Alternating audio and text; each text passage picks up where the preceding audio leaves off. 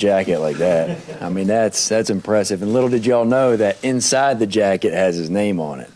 So I need to figure out where that came from. Maybe next year I'll find a purple one or something. But I just wanted to reiterate a couple things that Coach Sweeney said already. First and foremost, just thanking a lot of people, but our coaching staff and the efforts that they brought forth to this recruiting cycle and each and every day, it's amazing. And I'm learning every single day. We all just kind of feed off of each other. We learn from each other, the different styles of recruiting. And obviously it stems from Coach Sweeney. He's a great recruiter. Anytime we can get a kid on campus and get them in front of our people and get them in front of Coach Sweeney, it's somewhat of an easy sell. Not just our coaching staff, but our support staff. I know Coach already mentioned, guys like Woody McCorvey, Brad Scott, Jeff Davis, Mike Dooley. All those guys are unbelievable in their efforts and what they bring to the program and what they bring to the recruiting.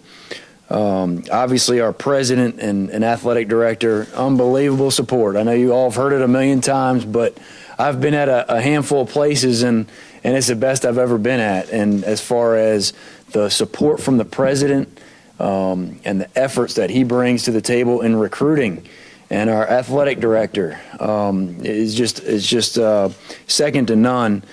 And then along those lines with the recruiting department, Thad Turnipseed and Jordan Sorrells and what they bring to the table.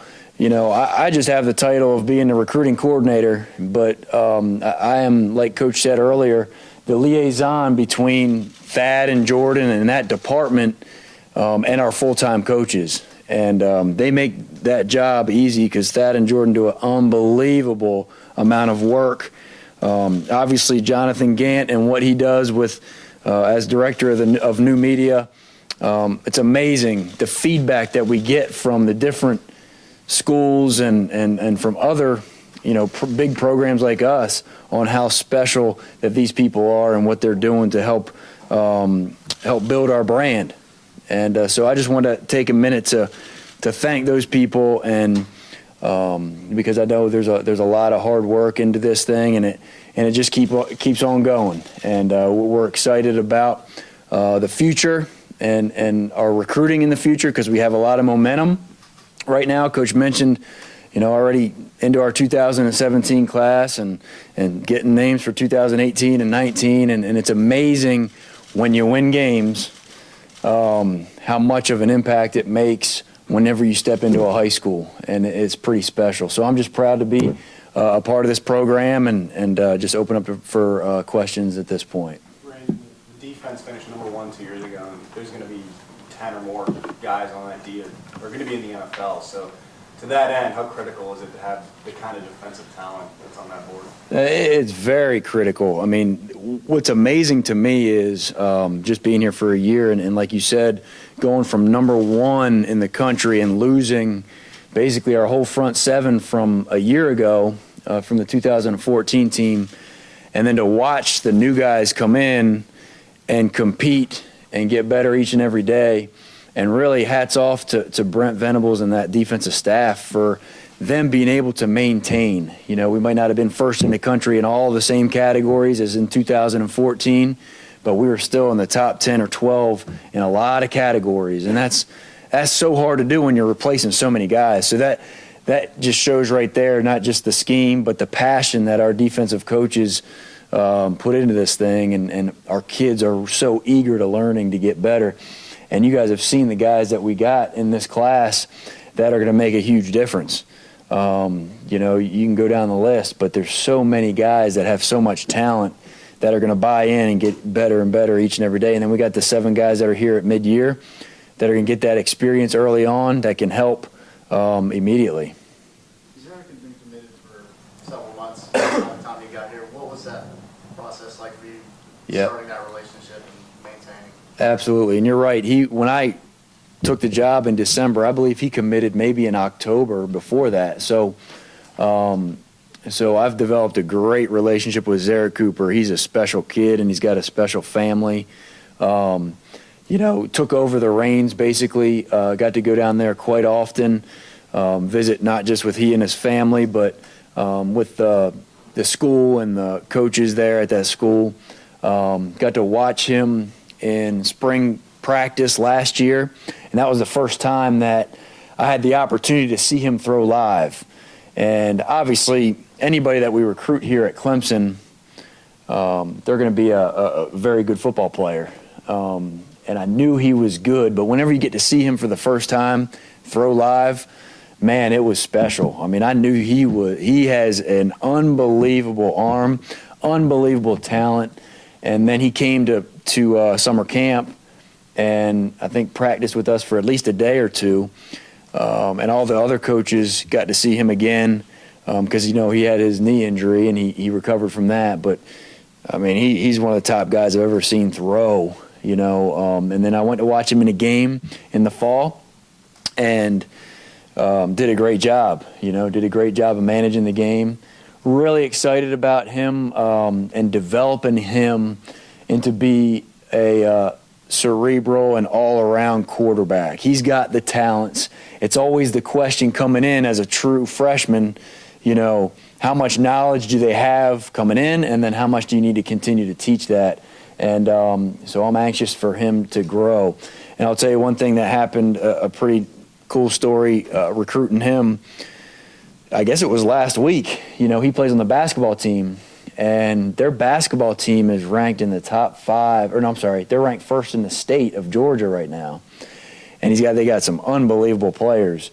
And, I was able to go to one of the games, and I knew they were good, but, I mean, within the first half or the first 3 quarters, there was like 12 or 15 dunks in the game. And he's a starter for that team, so it showed his athleticism, and it showed his leadership out on the court as well. And then he called me a couple days later, and I asked him, I said, how's your team doing, or how did you guys do last night? Because I didn't get to check. And he said, Coach, you won't believe this. He said, we beat a team 115-14. I said, you got to be kidding me. So they got a pretty impressive basketball team over there as well.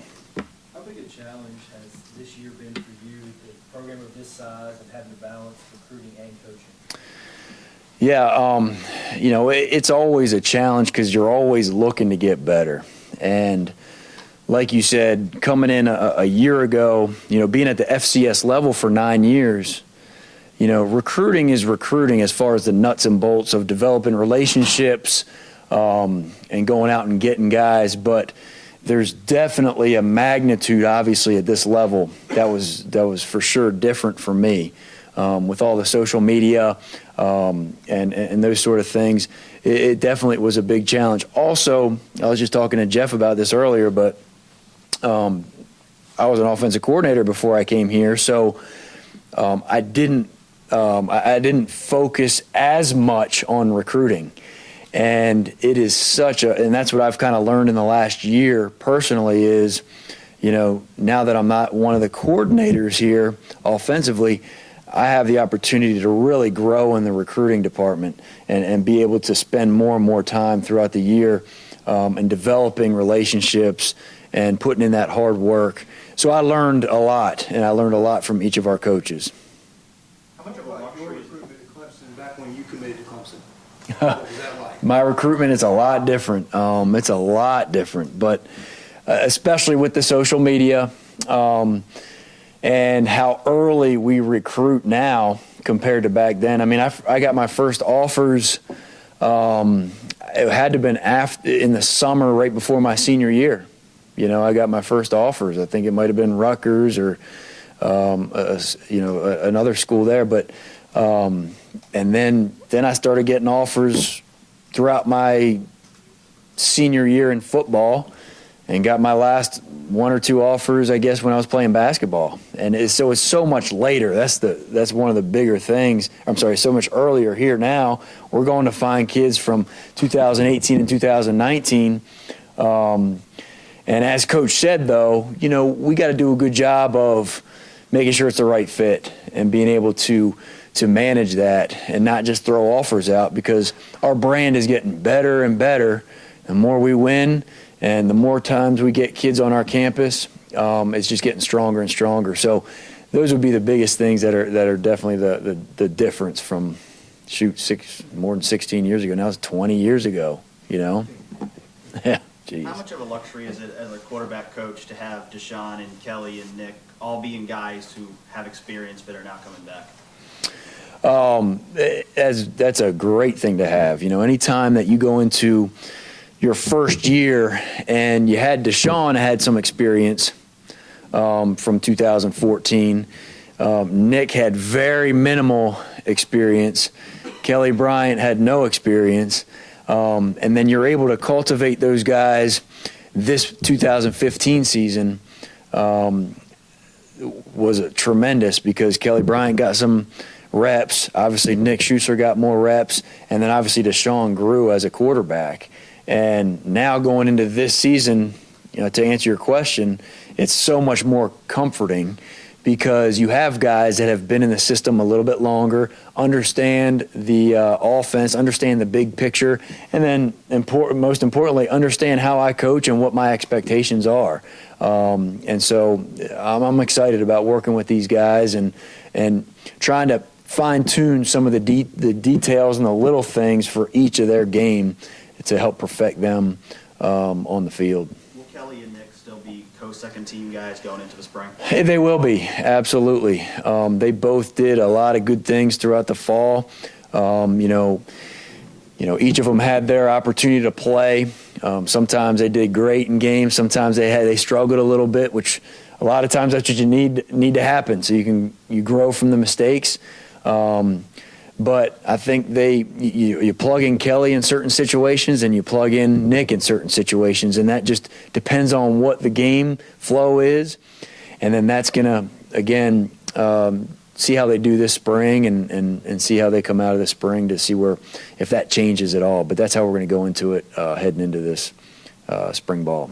Brandon, how can Deshaun get better? Great question. I just had a conference with him for about 45 minutes, and it was great. We got to sit down and talk about goals, talk about things that we need to get better at, and there's a couple things that come to mind first. Number one, I think that his leadership can always get better, and he was good. Now his leadership, he's got a style he's quiet. He's not a very vocal guy, as we know, but players gravitate towards him. And when he talks and he speaks, everybody listens. So as a leader, you can always grow in that category. So I challenged him again today, just find leadership opportunities to pull guys with you, because that's so critical with this team and going to win a national championship and to take us where we went this year. He had to do that as well. But he's got to do it a little bit different and a little bit more. He's not a sophomore anymore. He's a junior. And so he's got to take that role of that, being a junior and being even another year of experience. So leadership was definitely one thing. Another thing would be his footwork. You can always improve footwork. And I definitely think that he took a step forward with his footwork from 2014 season to 2015 season. But we always talk about at the quarterback position of it starts from the ground up. And for him to be even more consistent with his footwork will help him in turn be even more accurate. And he was accurate this year. But once again, as a quarterback, you're always looking to get a little bit better at certain things, and that'll help his accuracy as well. So those would be the top things that come to mind, and those are some of the things that we talked about earlier today. Coach, how much did you collaborate with Coach Morris when he came in, and how much of an adjustment was it for the players to get used to your style, or differences between yours and Coach Morris's? Yeah, to be honest with you, I talked to Coach Morris on the phone maybe one time, and then I met him for the first time when he was already at SMU, and he came back into town, and I got to see him around here, and we got to communicate a little bit, maybe for 30 minutes or so. Really didn't talk about the players as much. It was just more chit chat and just getting to know each other a little bit. But I think the biggest difference is when Chad was here.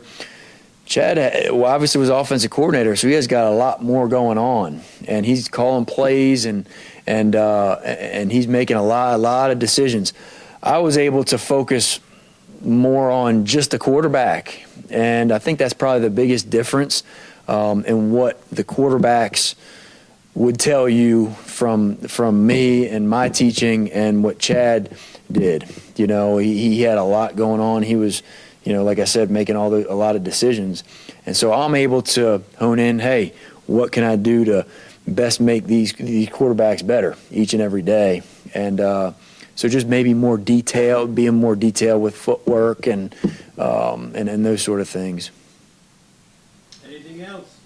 You talked about brand, and Dabo's talked about brand, and I wonder how much the winning this season kind of put a spotlight, not just on, hey, this is a successful program now that's national championship caliber, but the way you won, the fun that you guys were having off the field, the dancing in the locker room, the work that you did off the field, that kind of stuff. Yeah. How much, and maybe that's something that maybe is more noticeable with the 2017 guys, but did you get a lot of that feedback? Like, hey man, I saw after the game the way you guys handled things, Yeah. and that's something I want to be a part of. Absolutely. I think what we did this year, not just winning, but, it enhanced our brand.